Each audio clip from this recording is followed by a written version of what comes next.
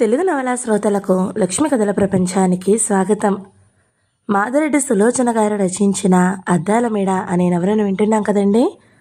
ఈరోజు ఈ వీడియోలో మనం ఎపిసోడ్ 8 వినేద్దామండి. చదివి వినిపించేది పద్మిని.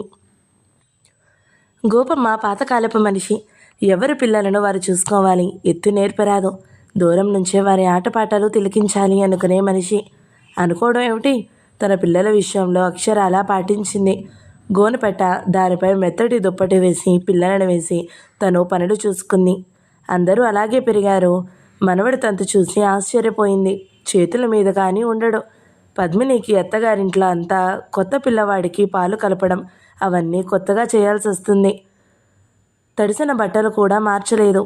ఇంతవరకు తనను పనులకు దూరంగా ఉంచిన తల్లిపై రావాల్సిన కోపము తనను తన మానాన వదిలి ఏదో సూక్తులు చెప్పే అత్తగారిపై వచ్చింది. సుశీల మరుదులు పిల్లవాడిని ఎత్తుకునేవారు.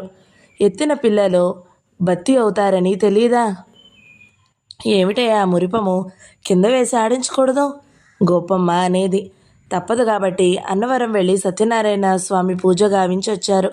4 రోజులకే పిల్లవాడు వడిలిపోయాడు. పద్మిని, నేను పనిచేసే చోట అందరూ మన చిరంజీవిని చూడాలని అంటున్నారు. ఎప్పుడు వెళ్దాము? బలరాం అడిగాడు. ఒంటరిగానా? ఈ 4 రోజులకే తల ప్రాణం తోకుకొచ్చింది. మా ఇంటికి వెళ్ళి అత్తయ్యను తోడు తీసుకుని వస్తాను అన్నది. బలరాంకు సబబుగానే తోచింది. పద్మిని ముఖం కూడా వాడిపోయింది. నిజంగా నీ ఐడియా బాగుంది. 2 రోజులు సరిగ్గా నిద్ర లేకపోతే ఎలా వాడిపోయావో చూడు. ప్రేమగా ఆమె బుగ్గలు నిమిరాడు. మరి పెద్దవారంతా పట్టుపట్టి ఉంటారే. నాన్నగారంత నిద్రలో ఉన్న పసివాడి ఏడుపు వింటే చాలు లేచి వస్తారు అన్నది నిష్ఠూరంగా. బలరాం కాస్త చిన్నబుచ్చుకున్న తేరుకుని బలవంతంగా నవ్వాడు. మీ నాన్నగారికి శారీరకంగా శ్రమపడ అవసరం లేదు పద్మిని. నాన్న పరిస్థితి అలా కాదు. దినమంతా పొలం పనిచేస్తారు. రాత్రి భోజనం కాగానే పడి నిద్రపోతారు. మీ అమ్మ పర్యవేక్షణ చేస్తుంది. అమ్మలా కాదు, మజ్జిగ చిలకడం దగ్గర నుంచి మసాలా దంచడం వరకు తనే చేయాలి. మరో విషయం ఏమిటంటే, నాన్నగారు మమ్మల్ని కూడా అస్తమానం ఎత్తుకున్నట్టు గుర్తులేదు.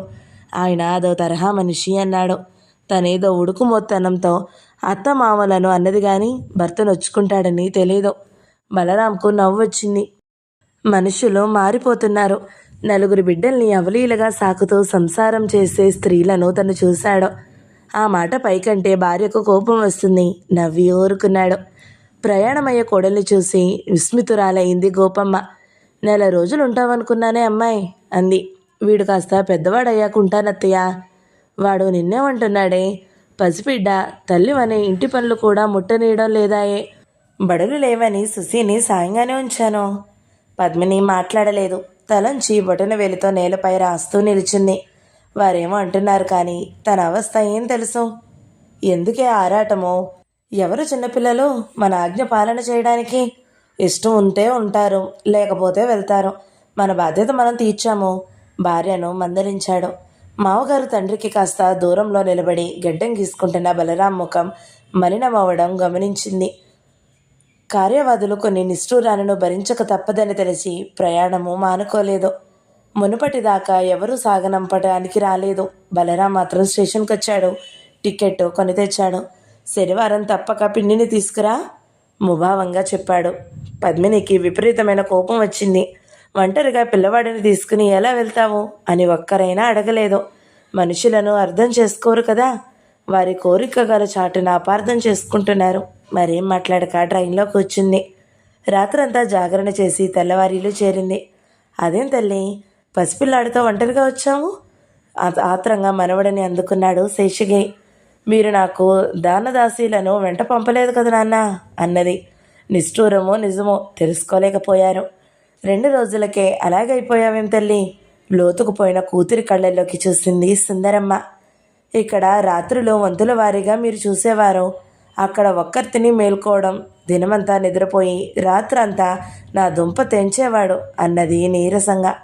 5వ నెల వరకు అదే అవస్థ తల్లి అన్నది. పద్మినికి అత్తజాడే కనిపించలేదు. అత్త ఏదమ్మా? రమణికి వేవిళ్ళట, వెళ్ళింది. ఇక్కడే అనుమానించాము, అడగలేకపోయాను. పూర్తిగా లేవడం లేదని సుధాకర్ టెలిగ్రామ్ ఇచ్చాడు. ఎప్పుడొస్తుంది? 1 నెల రోజులు ఉండమని చెప్పాను. రమణి ఇంత గుట్టు మనిషిగా ఎప్పుడు తయారైంది? సిగ్గుపడిందేమో లేవే, నవ్వింది. కబుర్లతో కాలం తెలియలేదు. సుందరమ్మ నవ్వుతూ సుధీర్ పెళ్లి విషయం చెప్పింది. వాడికి ఉద్యోగం రాగానే సంబంధాలు వస్తున్నాయి, ఏమంత ఈడు ముదిరిందని మేం తొందరపడలేదు. మొన్న మాట వరుసకు వెళ్ళి మాట ఎత్తితే నీ ఇష్టం అన్నాడు. ముసిగా నవ్వే తల్లితో శృతి కలపలేకపోయింది. అమ్మాయిని వాడే చూసుకుంటానన్నాడా, మీకు నచ్చిన అమ్మాయిని చేయమన్నాడా? కాస్త తీక్షణంగానే అడిగింది. వెర్రి సన్యాసి, వాడికేం తెలిసే. మన అనంత మావయ్య కూతుర్ని చేసుకోవాలని ఉంది. పద్మిని అదిరిపడింది. అనంత మావయ్య తల్లికి పెద్దమ్మ కొడుకు ధనవంతుడు, అతని కుమార్తెను చేసుకోవడానికి ఎవరికీ అభ్యంతరం ఉండకూడదు. అమ్మాయి చదువుకుంది, సాంప్రదాయమైన కుటుంబము. అయితే తమ్ముడు వెనకాల తిరిగే 2 జడల అమ్మాయి మాట ఏమిటి? అన్యమనస్కంగా సాయంత్రం వరకు గడిపింది.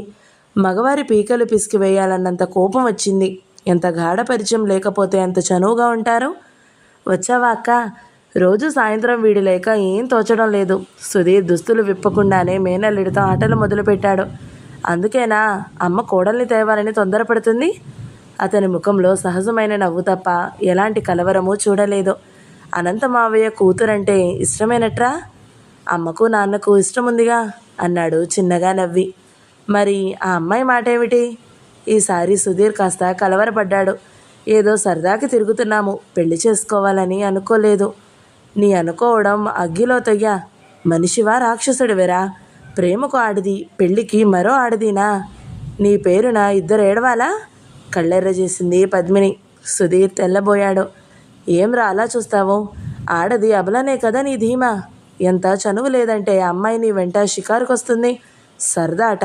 ఆడపిల్లల జీవితాలతో ఆడుకోవడం సరదాగా ఉంటుందరా? ఆమె అరిచింది. పద్మిని మనసంతా బాధగా మూలిగింది. అన్న ఒకనాడు ఇలాగే ప్రవర్తించాడు, తమ్ముడు అదే మాట. ఎందుకని వీరి చదువు సంస్కారం అడ్డు రావడం లేదు?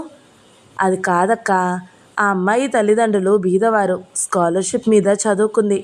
చాలే నోర్ముయి. పెళ్ళికి బీదరికం అడ్డు కానీ ప్రేమకి కాదా? అసలు మగవాడి నైజం తెలుసుకోవాలి. స్నేహం చేసిన అమ్మాయిది తప్పు.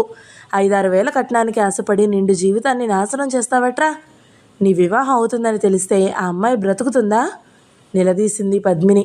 కూతురి కేకలు విని పరుగు పరుగున వచ్చింది సుందరమ్మ. ఏమిటి తల్లి? కూతురి ముఖం జేవరించి ఉండడం చూసి అదిరిపడింది. పద్మిని సుధీర్ విషయం చెప్పింది. నిజమా బాబు? చెప్పరా? ఆవేశంగా కొడుకు భుజాలు పట్టి ఊపింది. తలాడించి ఊరుకున్నాడు.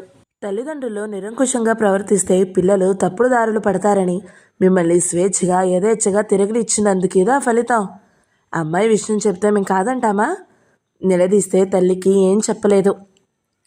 రేపు వారిల్లు మాకన్నా చూపించు, అమ్మాయి తండ్రినైనా ఇచ్చటికి రమ్మను ఆజ్ఞాపించింది సుందరమ్మ.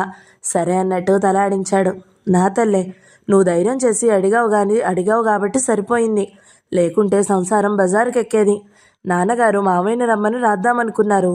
బుగ్గన నొక్కుకుంది సుందరమ్మ. 2-3 రోజుల్లో సుధీర్ ప్రేయసి తరపున పెద్దలు రావడము, తాంబూలాలు పుచ్చుకోవడము జరిగిపోయాయి. ఒంటరిగా పసిపిల్లవాడిని తీసుకుని భర్త దగ్గరికి వెళ్ళడానికి భయపడింది పద్మిని. అందుకే అత్త రమణి దగ్గరికి వెళ్ళిందని, ఆమె వచ్చాక వీలు చూసుకుని వస్తానని రాసింది. ఆ ఉత్తరం భార్యాభర్తల మధ్య పెద్ద అఘాతాన్నే తీసింది.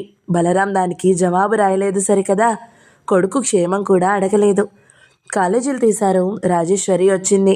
మామూలుగా మేనకోడలు తన పనికి వెళ్ళి రావడం చూసి ఆశ్చర్యపోయింది. కూతురు అందరిలా అత్తవారింటికి వెళ్లాలని శేషగిరి దంపతులు అనుకున్నా ఎలా వెళ్ళమంటారు? అన్ని విషయాలలో ఎందుకు ఆలోచనారహితంగా ప్రవర్తిస్తుందో అర్థం కాలేదు. సర్కార్ నగర్ నుండి రాగానే మళ్ళీ ప్రయాణం తగులుతుందనుకున్నాను. పరోక్షంగా పద్మిని ఉద్దేశం తెలుసుకోవాలని అన్నది రాజేశ్వరి. దానిని విననట్టే వెళ్ళిపోయింది పద్మిని. 2 రోజులాగి డైరెక్టుగా అడిగింది. మిన్నీ, బలరాం దగ్గరకు వెళ్ళవా? నేను ఇక్కడుంటే నీకు కష్టంగా ఉందా అత్తయ్య? ఆమె దెబ్బతిన్నట్టు చూసింది. పద్మినికి ఇలాంటి నిష్ఠూరాలు తెలియనివేం కాదు. ఎంత మాట అన్నావు మిన్ని? అందరిలాగానే నీవు కాపురం చేసుకోవాలని కోరిక తల్లి. నాకు ఉంది కోరికే. ఏం చెయ్యాలి? ఆయన రమ్మని రాయందే కాళ్ళ వేళ పడిపోవాలా? అర్థం లేని కోపాలు తప్ప పరిస్థితులను గ్రహించరా?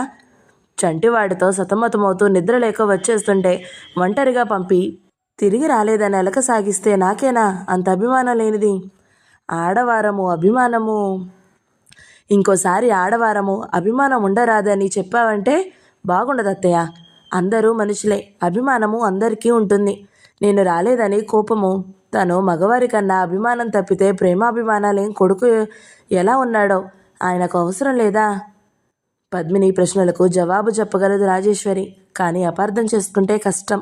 ఆమెకు తన పరిధి తెలుసు కాబట్టే పుట్టినింట్లో తల్లిదండ్రులు లేకపోయినా హాయిగా బ్రతికింది. బలరాం ముక్కోపి కాడని తెలుసో అతనికి ఎంత కోపం రాకపోతే ఉత్తరాలు మానేస్తాడో. గాఢంగా నిట్టూర్చి వెళ్ళిపోయింది. పద్మినికి ఏ కొరత లేదు. పిల్లవాడిని పెద్దవారు చూస్తారో, చిన్న పని చేయబోయినా వాదిస్తుంది రాజేశ్వరి. ఆ శాంతే. బలరాం కోపం పోగొట్టాల ఎలా అని ఆలోచిస్తూ రోజులు దొర్లిస్తుంది. ఆ రోజు కాలేజీలో డెబేట్ జరుగుతుంది. స్త్రీకి ఉద్యోగం అవసరమా అనవసరమా అనే విషయంపై చర్చ జరిగింది. ఇరుపక్షాల విద్యార్థినులు తమ వాదనలు బలపరచడానికి ప్రయత్నం చేశారు. స్త్రీకి ఉద్యోగం ఎంతో అవసరం. స్వశక్తిపై నిలబడిన నాడే సంఘంలో తన స్థానం స్థిరం చేసుకుంటుంది. మారుతున్న పరిస్థితుల్లో కుటుంబానికి సాయంగా నిలుస్తుంది. కలహాలకు దారితీసే అమ్మలక్కల ముచ్చట్లకు దూరంగా ఉంటుంది అని ఒకవైపు వాదం. స్త్రీకి గృహమును చక్కదిద్దుకోవడం కంటే మంచి ఉద్యోగం మరొకటి లేదని మరోవైపు వారు వాదించారు. తన సంతానాన్ని యోగ్యులుగా చేయుటే స్త్రీకి ఉచితమైన ఉద్యోగమట.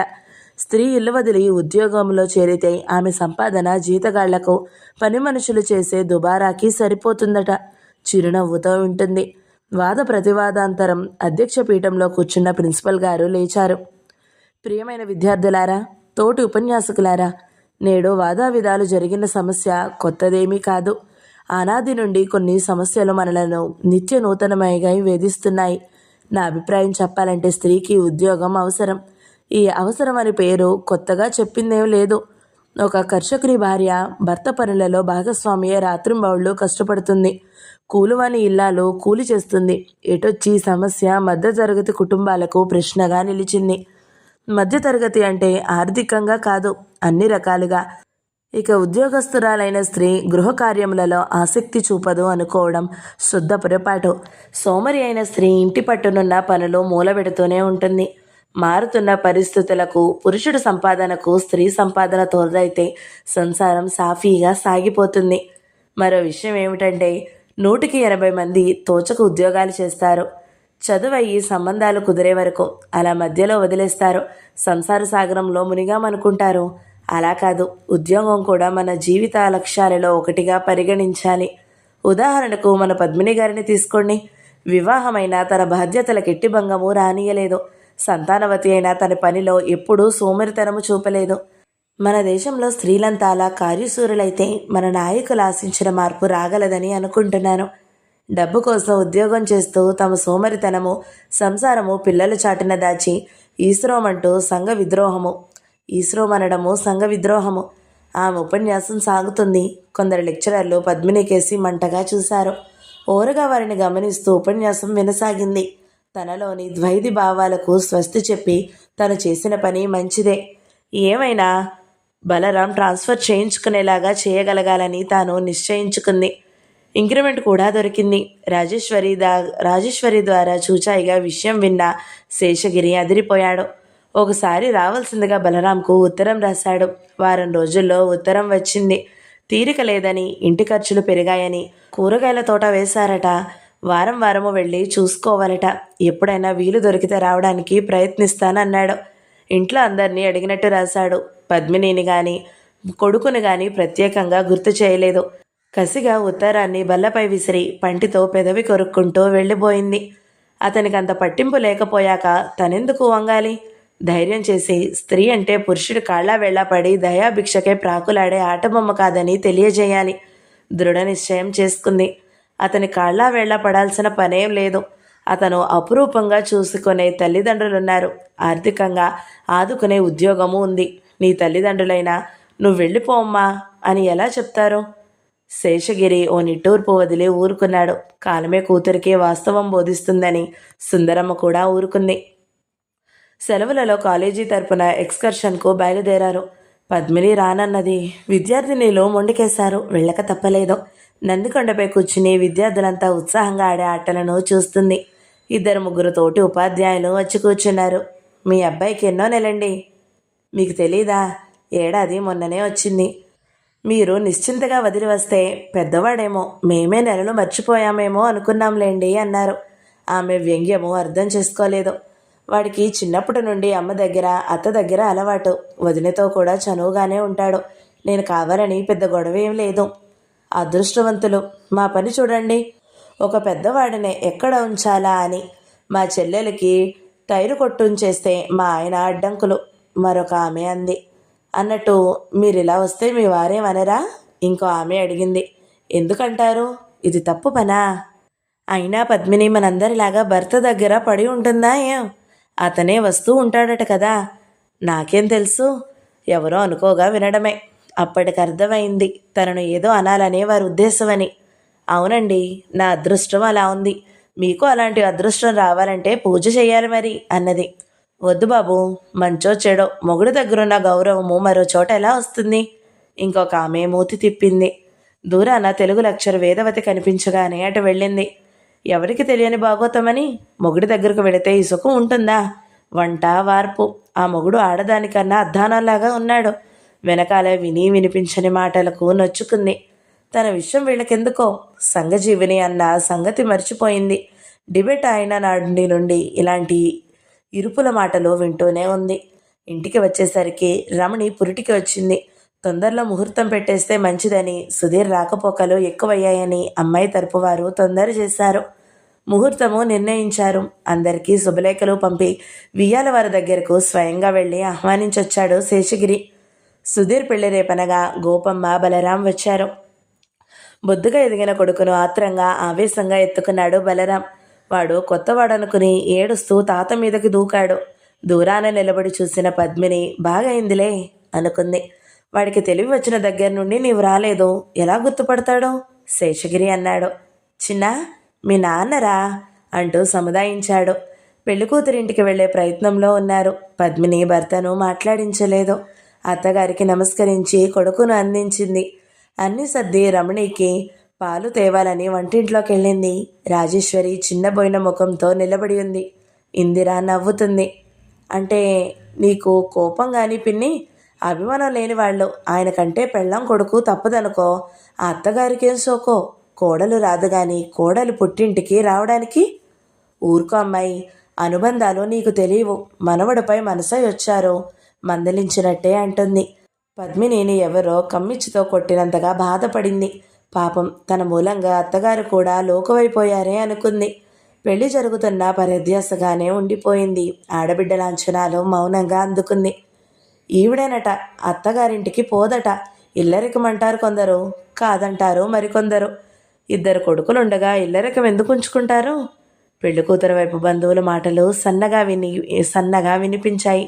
దూరంగా వెళ్ళి పందిరికి కట్టిన కొబ్బరి మట్ట వంక చూస్తూ కూర్చుంది. బాసికం విప్పి తలపై అక్షింతలు దులుపుకుంటూ వచ్చిన పెళ్లి కూతురు ప్రభ. మీ మేలు జన్మలో మర్చిపోనండి. పద్మినికి పాదాభివందనం చేసింది. చా, అదేం పని? లే, నేనేం చేశాను అన్నది. నాకంతా తెలుసు. ఆదరంగా మరదల్ని దగ్గరకు తీసుకుంది. సాయంత్రం రమణి తిరిగి వస్తుంటే తోడుగా పద్మిని కూడా వచ్చింది. అలసటగా ఉన్న రమణికి హార్లిక్స్ కల్పించింది. 2 లడ్లు తిని పడుకుందాం. చీ, నీకు అలా పెడతానా? ఎంతసేపు వేడన్నం పెడతాను. త్వరగా వంట చేసింది పద్మిని. ఇరువురు భోజనాలు చేశారు. పెరటి తలుపులు వేసొచ్చింది. మిన్ని, నీకోసం పైన ఎవరో పిలుస్తున్నారే. ఎవరు? అన్నయ్య వచ్చాడా? చూడు. పద్మిని మేడ ఎక్కి గదిలో అడుగులు పెట్టి కాలు కదపలేకపోయింది. బలరాం మంచంపై పడుకున్నాడు. తండ్రి పొట్టపై సతీష్ నిద్రపోతున్నాడు. ఒక చేత్తో కొడుకు వీపు మీద తడుతో, రెండో చేత్తో పేపర్ పట్టుకున్నాడు. ఎందుకో అతన్ని సమీపించాలంటే గుండె దడదడలాడసాగింది. వచ్చిందెవరో కింద రమణి చెబితే తప్పించుకున్నా వెంటబడే వారిని ఏమనాలో ఆలోచిస్తున్నావా? చివ్వన తలెత్తి చూసింది. లేదు, 4 నెలల తర్వాత కొడుకుపై ఇంత ఆప్యాయత ఎలా కలిగిందా అని ఆలోచిస్తున్నాను అన్నది. ఆ ప్రశ్నకు సమాధానం నీ దగ్గరే ఉంది. మొహమాటం ఎంత చెడ్డదో ఇప్పుడు అర్థమవుతుంది. మొదటే నిర్మోహమాటంగా నీ ఉద్యోగం అవసరం లేదని చెబితే ఎవరికీ తిప్పలుండేవి కావు. నా ఉద్యోగం వల్ల మీకొచ్చిన కష్టం ఏమిటో? అబ్బే, అంతా సుఖమే వెటకారం చేశాడు. ఆమె కళ్ళలోకి సూటుగా చూస్తూ అనదలిచినవి అనేశాడు.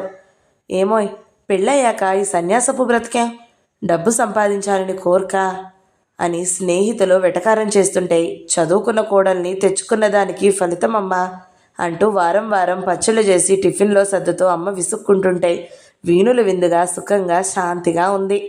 అదటుంచు, వస్తానని చెప్పి పుట్టిల్లు చేరావు. భర్త ఎంత ఆశతో ఎదురు చూస్తాడో అన్న జ్ఞానం ఉందా?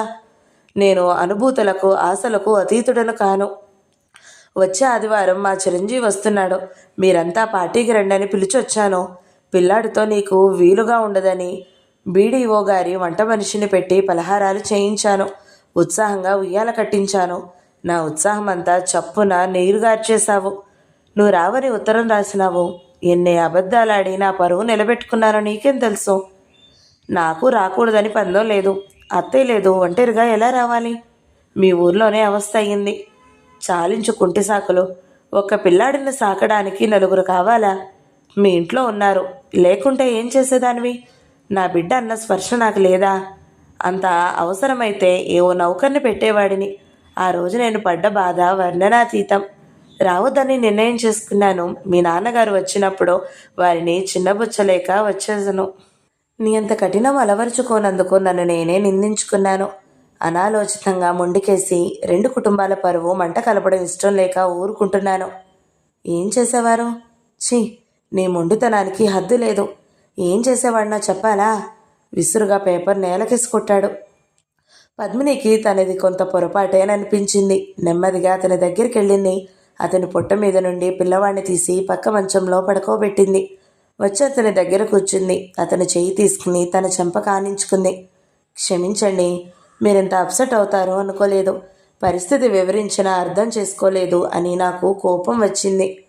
అవును, నీకు కోపం వస్తుంది. మాకే అనుభూతులు లేవు మరి. క్షమించమన్నాను కదా. అనడం తేలికే, కన్న కొడుకును మచ్చిక చేసుకోవడానికి ఎంత అవస్థపడ్డానో. తలంచుకుని అలాగే కూర్చుంది. కొంచెం చిక్కి మరింత అందంగా కనిపించింది. ఆమె సాన్నిధ్యంలో జడ పదార్థంలాగా ఎంతసేపో కూర్చోలేకపోయాడు. నువ్వు చాలా దుర్మార్గురాలు పద్మిని అంటూ ఆమెను హృదయానికి హత్తుకున్నాడు. కొన్ని రోజుల నుండి గుండెల్లో గూడు కట్టుకున్న శాంతి కరిగిపోయింది. ఎందుకో అప్రయత్నంగా కళ్ళు సజలమయ్యాయి. వదలండి, రమణి ఒక్కతే ఉంది. లేవబోయింది. ఆమె నడుం చుట్టూ అతని చేతులు మరింత బలంగా బిగుసుకున్నాయి. ఉక్కులాగాను. నా నుండి దూరంగా పారిపోవాలనే కోరిక తప్ప మరేం లేదా? లేదు, అలా కాదు, అస్పష్టంగా గొణిగింది. బలరాం అన్నీ మరిచి ఆమె సముఖంలో హాయిగా నిద్రపోయాడు. తనేం చేయాలో తెలియక అటూ ఇటూ దొర్లసాగింది పద్మిని. బంగారం లాంటి ఉద్యోగము, ఇంక్రిమెంట్లు, సీనియారిటీ అన్నీ వదులుకోవాలా? బలరాం తన పద్ధతి మార్చుకుంటే ఇరువురికి తేలికవుతుంది. మరోసారి చెప్పి చూడాలి. అతని వంక దీక్షగా చూసింది. అతను చిక్కిపోయాడు. ప్రేమగా అతని బుగ్గని నిమిరింది. మర్నాడు పెళ్లికూతురు గృహప్రవేశం చేశాక బంధువులు వెళ్ళిపోతున్నారు. అత్తగారిచే అడిగించుకోవడం బాగుండదు. ఓ 15 రోజులు సెలవు పెడితే దాన్ని కలుపుకొని క్రిస్మస్ సెలవులు వస్తాయి. 20 రోజులుండి అతని అలక తీర్చి అప్పుడే అతని ట్రాన్స్ఫర్ విషయం తెలుసుకోవచ్చు అనుకుంది. అతను కొడుకు తెచ్చిన డ్రెస్సులు, భార్యకు తెచ్చిన చీరలు అందించాడు. వచ్చే వారం వస్తున్నాను, స్టేషన్కి రండి. ఏమన్నావు? ఏ దేవతలు కరుణించారు? నిజంగా వస్తున్నావా? అంత అనుమానం దేనికో. మీరు హామీ ఇచ్చారుగా నౌకర్లను పెడతామని. నవ్వింది. అందంగా నవ్వే ఇల్లారిని ఆనందంగా చూశాడు. మరేమనలేదు. సుందరమ్మ వియ్యపురాలికి చీర, పసుపు, కుంకాలి ఇచ్చింది. అల్లుడికి సూటుగుడ్డ సుధీర్ చేత ఇప్పించింది.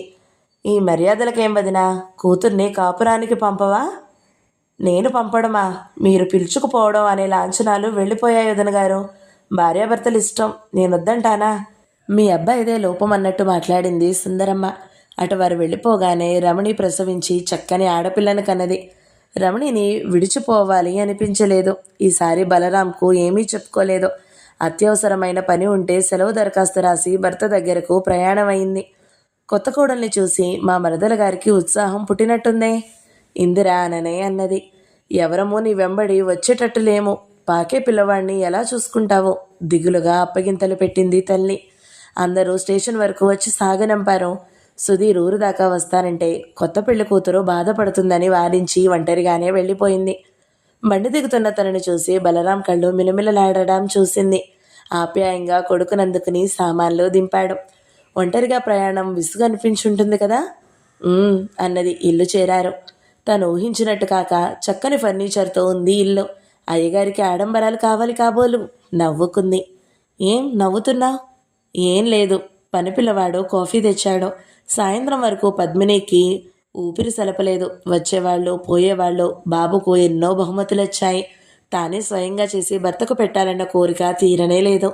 ఉదయం సాయంత్రం ఎవరో ఒకరు పిలవడమే. బలరాం ఇంట్లో ఎవరో ఒకరు వచ్చి ఒంటరిగా అతను పడే అవస్థలు గురించి మాట్లాడేవారు. ఆ వారం అత్తగారు ఊరెళ్ళారు. వాళ్ళంతా ఎంతో సంతోషించారు. సుశీలకు సంబంధాలు చూస్తున్నామమ్మాయి. అమ్మాయి అందచందాలు సాంప్రదాయాలు అన్నీ అడుగంటాయి. కట్నాలు లేచి కూర్చున్నాయి. వాపోయింది గోపమ్మ. ఒక్కెత్తే కదత్తయ్య, అంతా ఇదవ్వాల్సిన పనేముంది? అయినా 16 పూర్తిగా నిండలేదు. తొందర ఏముంది? హైస్కూల్ చదువు పూర్తి చేశాక కాలేజీలో చేర్పిద్దాం. కోడలి మాటలకు అదిరిపడి చూసింది. కాలేజీ చదువులు చదివి ఉద్యోగాలు అంటూ కూర్చుంటే కట్టుకున్నవాడి పనేంగాను? ఈ మాటల వెనుక దాగిన గూఢార్థం పద్మినిని అమితంగా గాయపరిచింది. అక్కడుండబుద్ధి కాలేదు. అప్పుడే రమణి కూతురి నామకరణోత్సవంకు రమ్మని శేషగిరి ఆహ్వానం వచ్చింది. బలరాం పాపకు ఉంగరము గౌను కొని తెచ్చాడు. నాకు వీలు పడదు మిన్ని, నువ్వు వెళ్ళిరా, భార్యని పంపించాడు. ఎన్నోసార్లు అతని ట్రాన్స్ఫర్ విషయము అడగబోయి ఏదో శంకతో ఆగిపోయింది. తిరిగి దేవిగారి దర్శనం ఎప్పుడో అన్నాడు. తలుచుకున్నప్పుడు అని తమాషాగా నవ్వింది. రైలు కదిలే వరకు భార్యతో కబుర్లు చెబుతూనే ఉన్నాడు.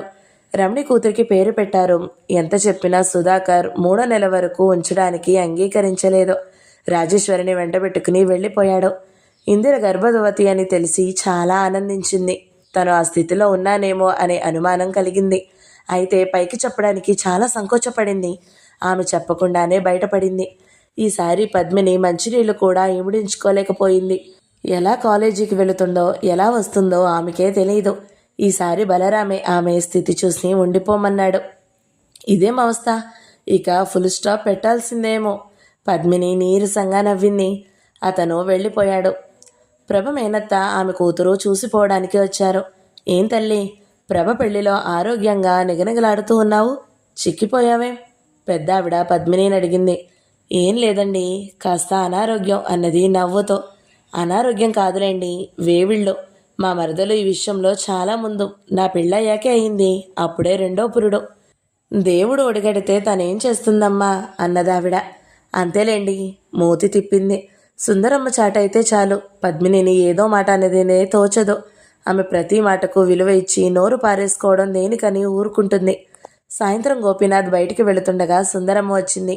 గోపి, చిన్నగాడి పాల డబ్బా నిండుకుందిరా, వచ్చేటప్పుడు పట్రా అన్నది. అలాగే. తల్లి లోపలికి వెళ్ళగానే ఇందిర భర్తపైకి ఒంటికాలితో లేచింది. పద్మినికి వినబడుతూనే ఉన్నాయి. ఎవరి గండము, ఎవరి పిండము? ఆవిడ గారి సంపాదనంతా బ్యాంకులో దాచుకుంటే మనమేనా అచ్చి ఉంది? ఎంతకాలమని ఇలాగా దోచిపెట్టడం? పిల్లవాడికి పాలు తెచ్చుకోవాలని తెలీదు? చా ఊరుకో, అది వింటే బాధపడుతుంది. మన సొమ్ము ఎవరికి పెడుతున్నాము? అందరము బ్యాంకులో దాస్తున్నాము. మీ సంపాదన కాదని మీ నాన్న ఏం చేసినా ఊరుకుంటారా? ఇది కొంప ధర్మసత్రమా? మొగుడిని విడిచిన వారు, మొగుడున్నవారు అంతా కొంపలోనే తిష్ట. మధ్య నీకేం కష్టం? అమ్మా నాన్న చూసుకుంటారు. ఎందుకు చూసుకోరు? వాడు పిల్లవాడ రక్షకుడు. దినమంతా ఆవిడ ఉద్యోగానికి పోతే ఒక్క నిమిషము నిద్రపోనివ్వరు. నామకార్థం ముద్దు చేస్తుంది. ఆవిడ పోయి పడుకుంటుంది. అటు కొత్త పెళ్లి కూతురు ధ్యాసైనా ఉందా? ఆ పిల్ల దినమంతా ఈ యువరాజు సేవకే. ఏం పని చేయొద్దమ్మా, కాస్త వాడిని కనిపెట్టుకునుండు అని తీయగా చెబుతుంది మీ అమ్మ.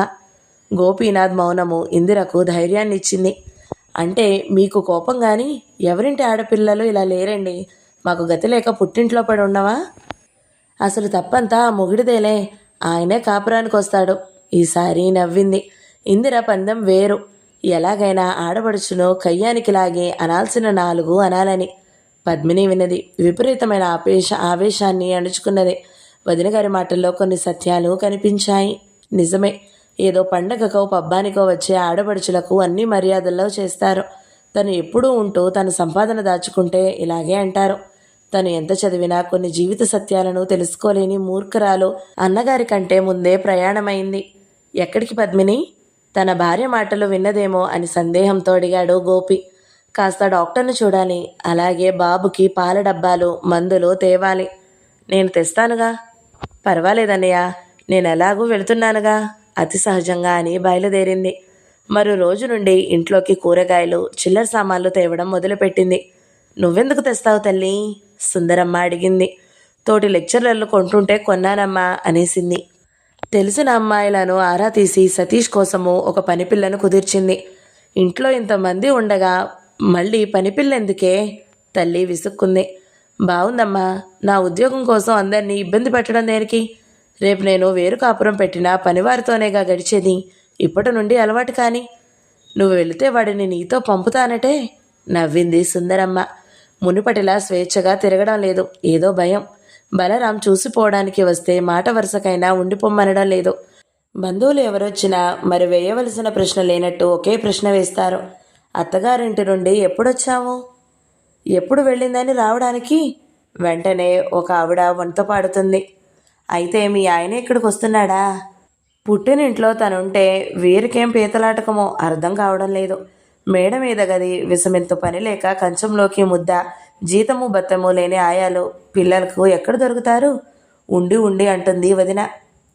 మొదట కృతజ్ఞతాభావంతో వదిన గారు అంటూ ప్రతిరోజు సతీష్ చేసిన అల్లరి చెప్పే ప్రభ కూడా మారిపోయింది.